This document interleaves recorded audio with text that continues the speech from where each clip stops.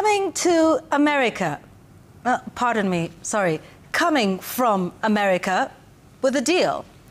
President William Ruto has just bagged a 200 billion shilling mega deal for the Ministry of Health.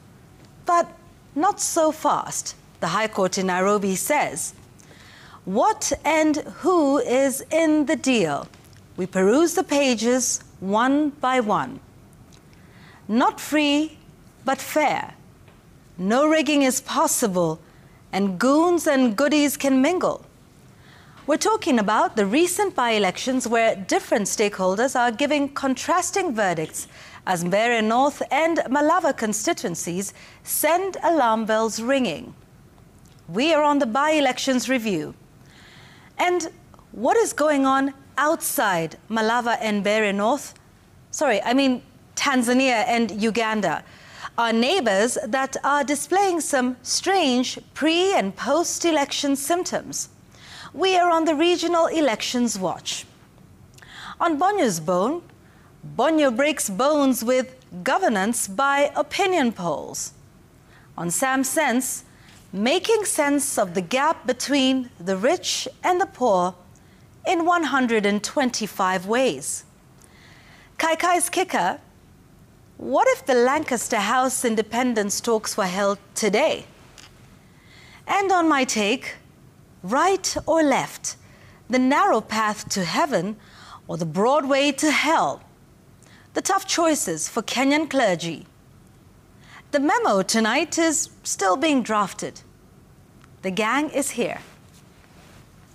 Nobody and no government will take advantage of the people of Kenya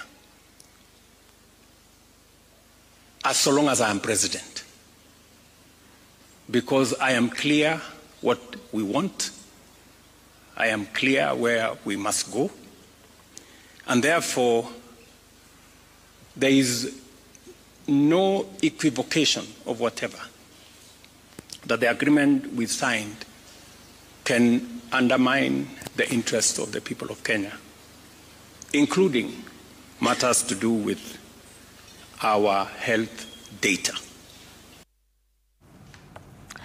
Welcome to the program, gentlemen, and we welcome you as well. The hashtag is NewsGang at Citizen TV Kenya.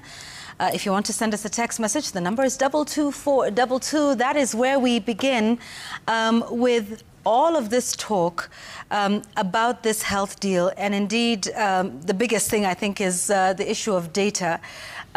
Maybe we could start, and we'll get to, I guess, the court suspending this deal at the moment. But, Sam, there's been quite a bit of talk about this deal, what's in it, what are some of the misgivings that people have with it, almost immediately. And I think even before the deal was signed, there was talk of it, that, hey, there's a deal that's going to be signed and it'll potentially have some pitfalls or some alleged pitfalls.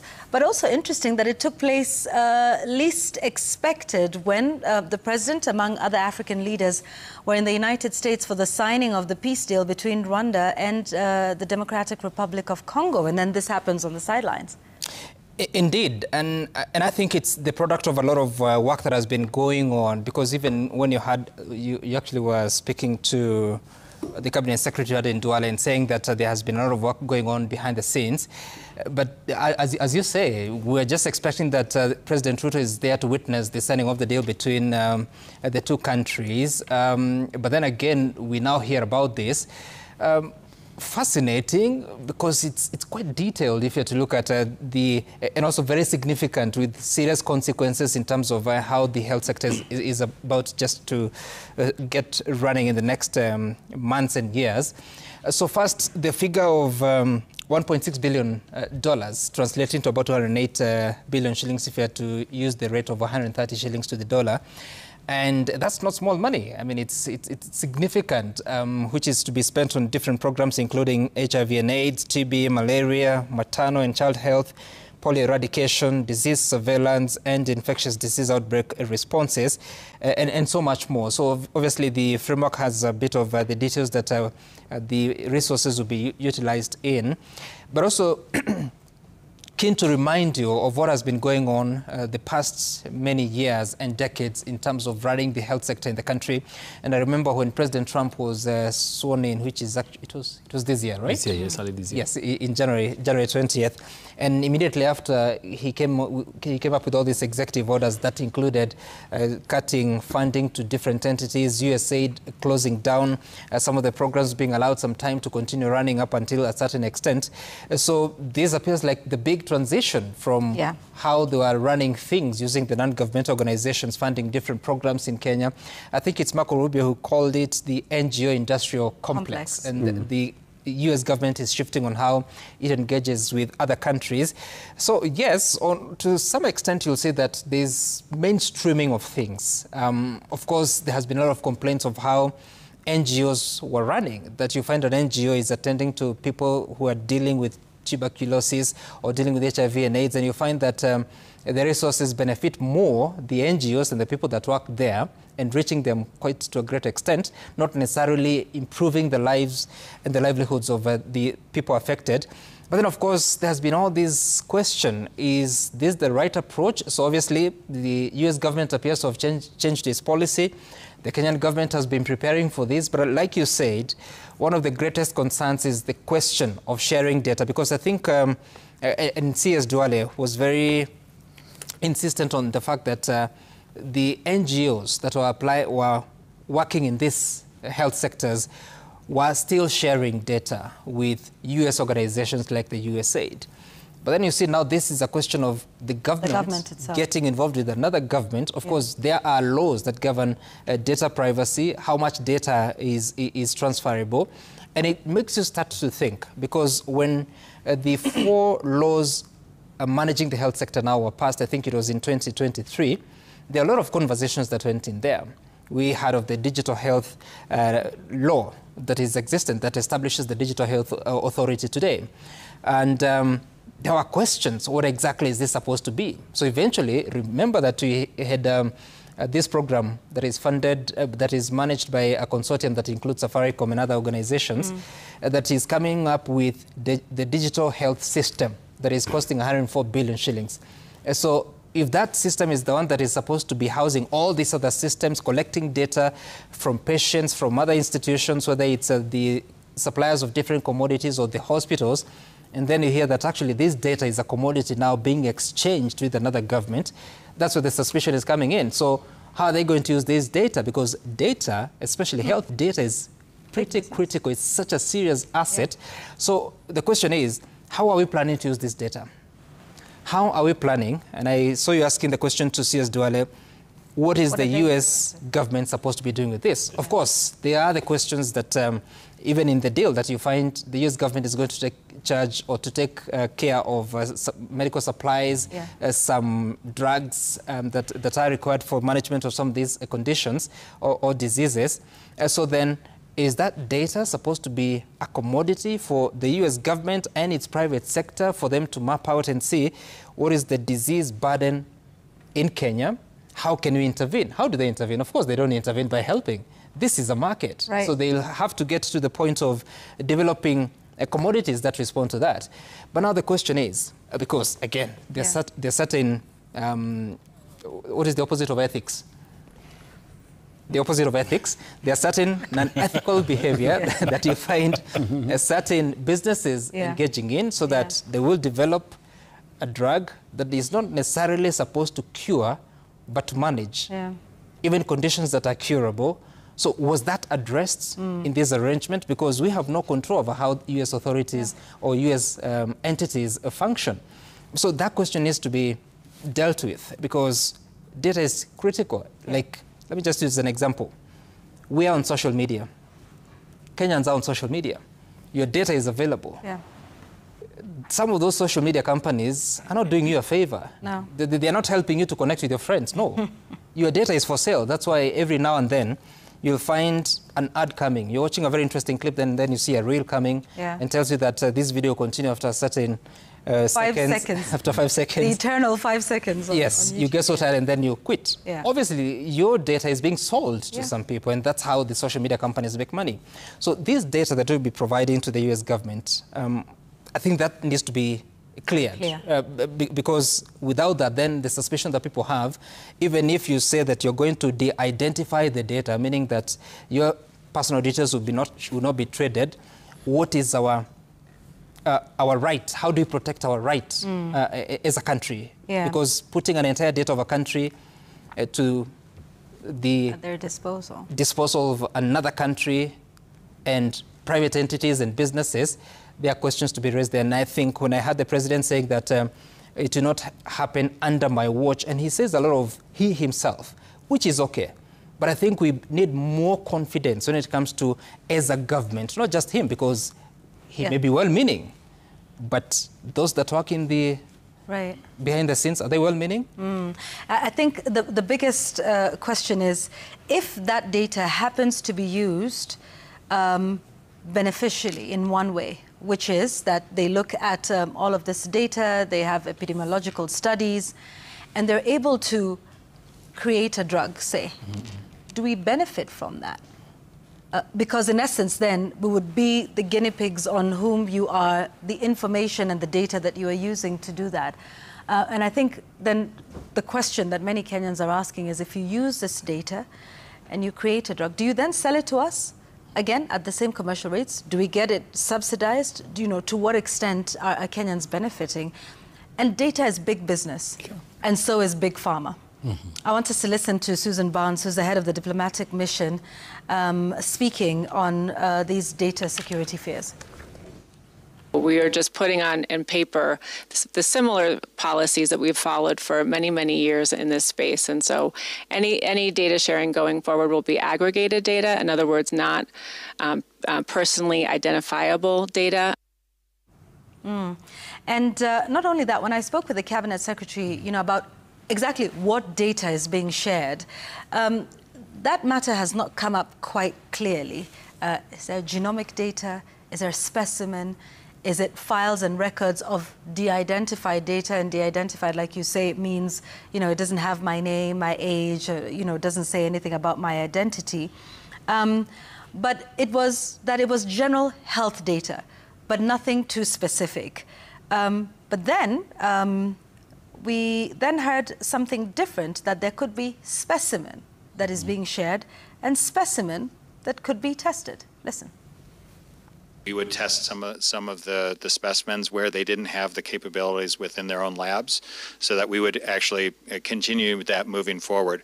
Also, part of the agreement is building up their lab network so that they have those capabilities themselves. Jay. Interesting.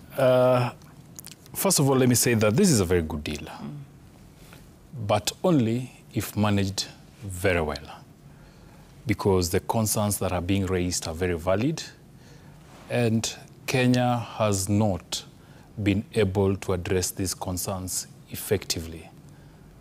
I think that ought to have been the starting point in all these conversations, that government, once this deal was structured, ought to have really become very transparent in trying to explain what this deal is to key stakeholders. National Assembly, the Senate, the Council of Governors, the various unions that deal in the health sector, because that would have been able to help people understand what exactly that data sharing is.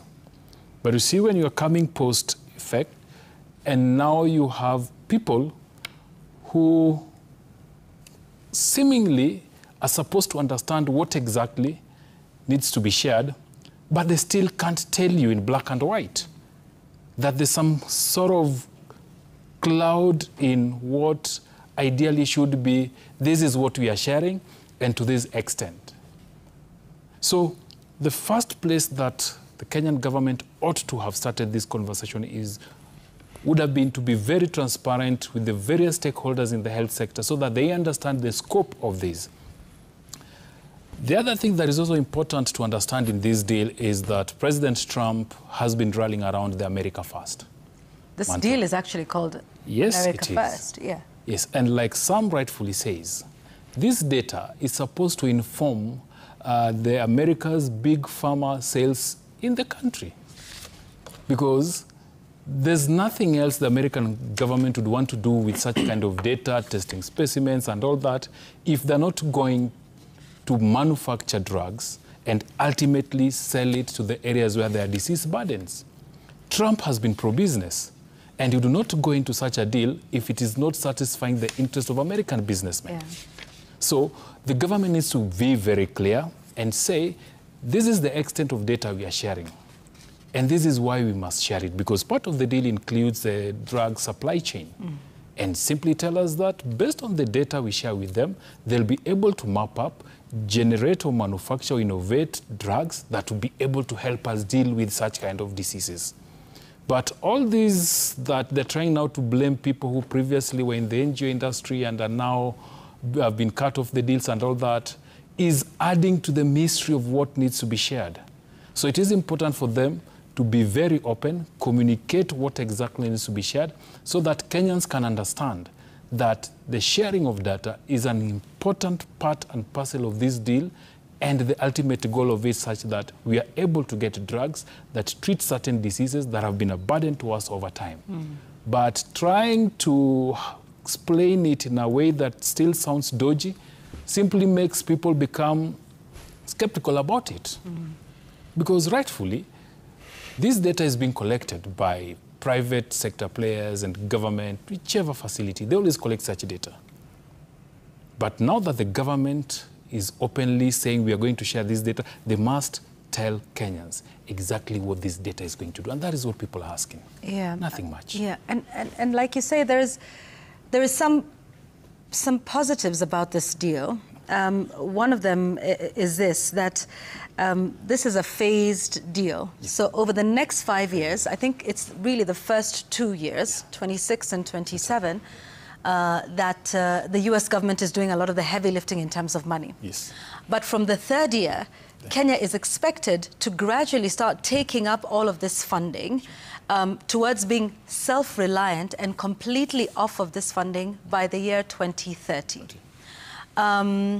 It's interesting that it takes a deal or a grant by the US government to get us to finally fully fund our healthcare system. But be that as it may, that's a good thing in the deal. Not only that, but it's also, there's some skills transfer, and it's employing the staff who were previously on all of the USAID projects and mopping them up now into the healthcare system proper. And in that respect, it feels like it's a phase out of USAID. Yep. Because, you know, when there was the stop work order, which was almost immediate, then, you know, what happens to the workers who are on that? Many skilled, talented Kenyan healthcare workers, researchers and scientists who are working in many of the KEMRI labs, you know, around the country, in Kisumu, in Mombasa, in Kilifi. So they're now all going to be taken up. But some questions arise in terms of this funding, right? Kenya has perennially had some problems with it. And so it would just be, to be clear, that this funding would actually be fully taken up by the year 2030, where Kenya is now fully funding its own healthcare system. So I think those are some of the things that are interesting. And if it takes a grant then to push us into that, then that's fine. But then there's also something to be careful about, you know, even with a loan, for instance, the devil is in the detail. More so when it is a grant, because nobody gives money for free. And like you said, you know, there's America first. Or rather, in this case, some would say, well, they're paying for the data. So those are some of the interesting things it would be good to see. And upscaling our disease surveillance systems, our disease reporting systems, and to be able to, you know, handle epidemics and outbreaks, which, by the way, you know, we are relatively managing, especially in this part of the world. I think even from countries like Uganda, the DRC, and Rwanda, things like Marburg fever, Lassa fever, all of these are issues that we deal with on a daily basis. So in terms of the funding, good. Can we commit to that funding? That's another question. And then also, we'll get to the devil in the detail with Linus in a moment, but I just want us to speak about this issue of self-reliance, and Susan Barnes once again on how this is an investment in the country's sovereignty.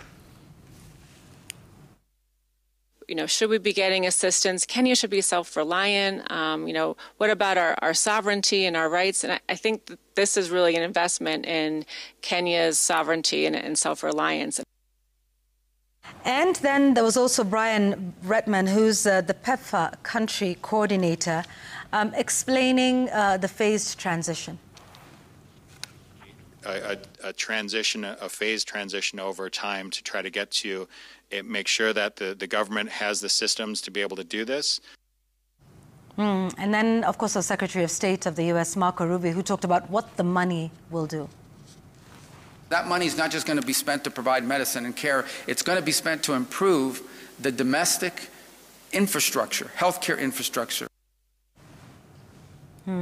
So that's where we are. So maybe a good sounding deal. And by the way, Kenya is the first of several. Uganda, I believe, just signed their deal today, or was it yesterday? And theirs is almost twice our ticket size, about 2.6 or 2.4 billion dollars. But Linus, with all of these things, the devil is in the details, isn't it? And there's a couple of questions around it, including, in fact, immunity, that there's no waiver of immunity. And one of this, are there any safeguards for Kenya in case of breach of data or of any other contractual obligations of this deal? But what are some of the details that are making Kenyans uncomfortable? And where do you see some pitfalls that we need to watch out for? I think the key challenge that is emerging, and one area of great suspicion, is that of data protection. And I remember you sat here with the CS for Health, Eden Duale, and he tried very hard to explain that there'll be no violations. Yet you can see that COFEC, the Confederation of Consumers, has gone to court, and it's basing its argument partly on the question of data privacy. But the other major issue that keeps coming and biting the government very hard is this animal called public participation, which is entrenched in the Constitution. And this is not just going to be something that is put in the Constitution for the sake of it. I think increasingly, from the number of of petitions that end up in court on the question of public participation, it's an area that will require fixing going forward, so that the government actually meets the threshold when it goes to court. And it'll be very, very interesting to see how that bit of public participation will be handled by the government when the matter goes to when the petition is heard in court. And the other constitutional provisions that COFEC is going to rely on, including the question of access to information. How much information did Kenyans have at this point, at the point this deal was being entered? So it is a good deal. Let's put that out of the way, because funding of the health sector, it's a very critical sector. And we know it's been short in terms of cash following a number of steps that were taken by the Trump administration, including stopping money that used to come through US aid. So this looks like a return to the good old days where budget support is going to come from processes like this. But now the question back here is, was the process, especially that of public participation, respected? And that is the question that the High Court will be answering when the petition is heard. And then secondly, the major question of what is in it for the United States of America? What is Kenya going to give in return?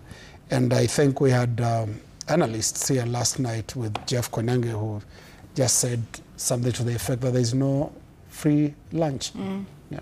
Indeed. And, when you talk of public participation, there's also the question of the county governments and the extent of their involvement, considering health is a devolved function. And so the other question, I think, regarding, the NGO industrial complex was not a perfect system. And for sure, there was quite a bit of money that was spent in administrative costs rather than in, the actual work itself.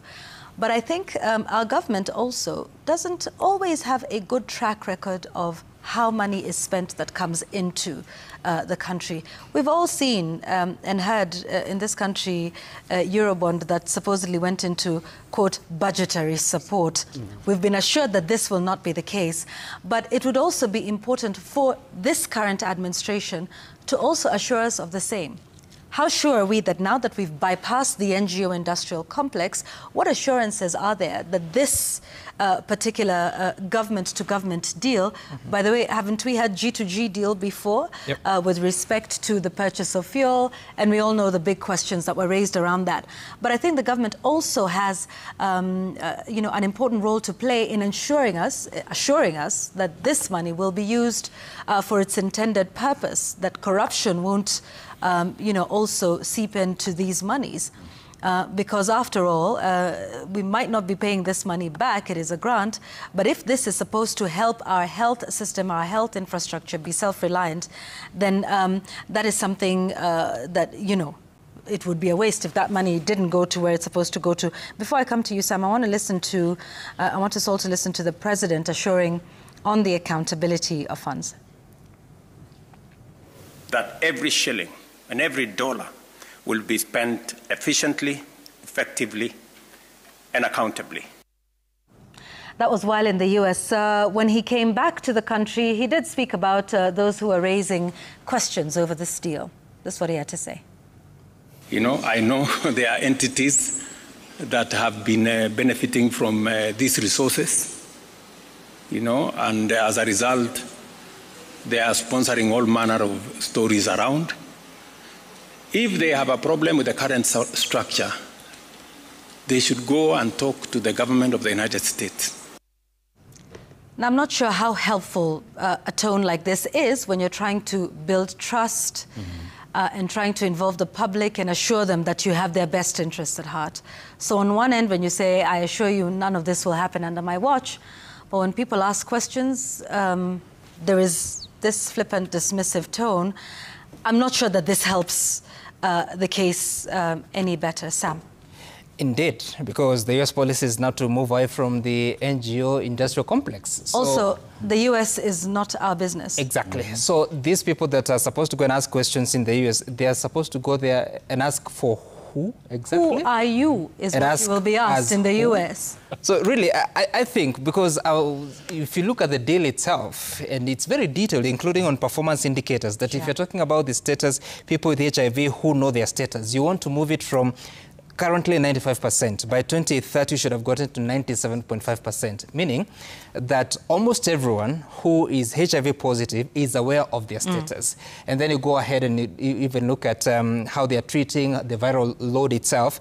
And I like that, because I am sure that the government will be very committed to ensuring that they stick to these indicators, or they are trying to, as much as possible, to achieve these indicators. My only question is, in these other programs, because this program is worth 208 billion shillings? Yes.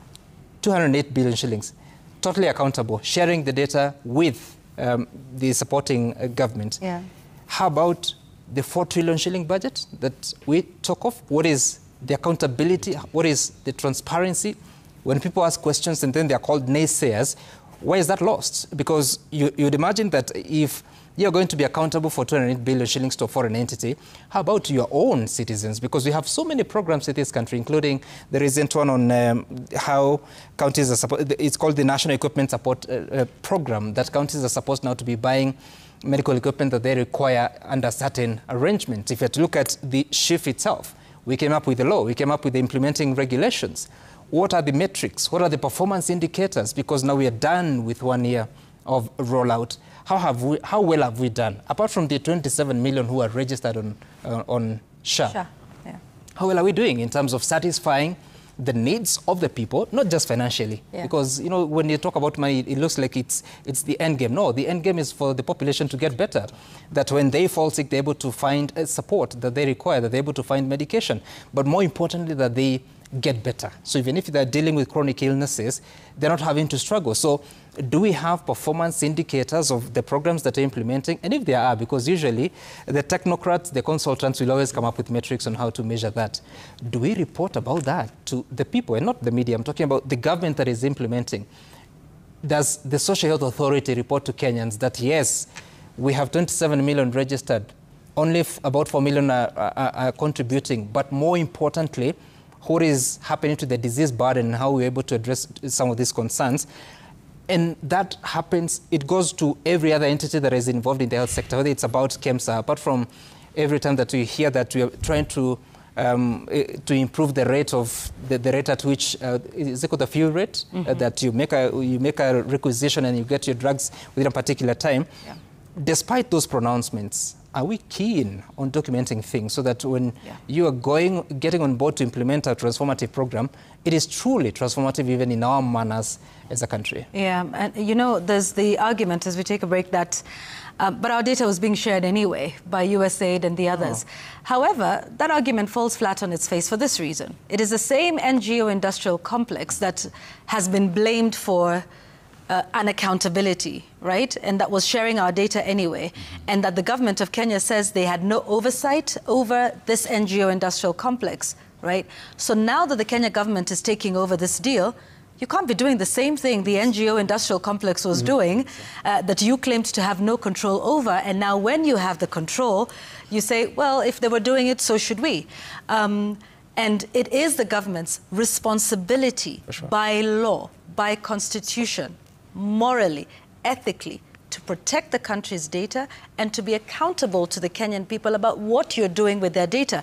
USAID was not. But this is not USAID, right? This is the Kenya government. So now that we have control of it, we can't now say because the data has been shared, it's fine, let's do it as well. Because then you can't use both arguments, you know, to suit you. It's speaking from both sides of the mouth. So something we have to think about, public participation and the deal being in the finer details. All right, so, or the devil rather. Let's take a break. When we come back, we have much more to talk about. We'll talk about maybe some more devil in some more details and sometimes even in how we conduct our elections. We just can't seem to do that peacefully in this country. We'll talk about that when we come back.